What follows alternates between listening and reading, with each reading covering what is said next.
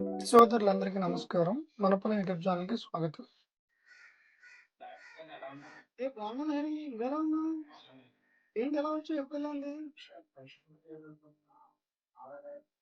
Okay. నాదా? సరే ఈరోజు నేను నీతో పాటు మన ఫాలోవర్లందరికి కూడా పంచదార ఎలా వేయాలో చెప్తాను. ముందుగా ప్రధాన పనం ఏది ఏదైనా సరే, నాలుగు చాలా ముఖ్యం. సరే, నాలుగు బెడ్ అనేది ఎలా రెడీ చేస్తారో కొంచెం చూపిస్తే ఒకసారి చూడండి మీరు.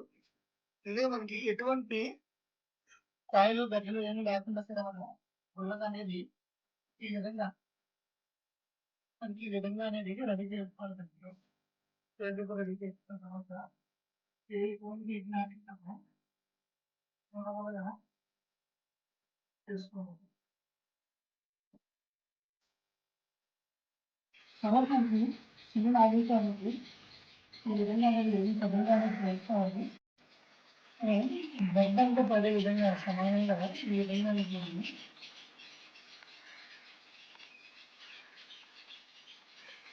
మనం బెడ్ అంతా పూర్తిగా చల్లుకోవాలి.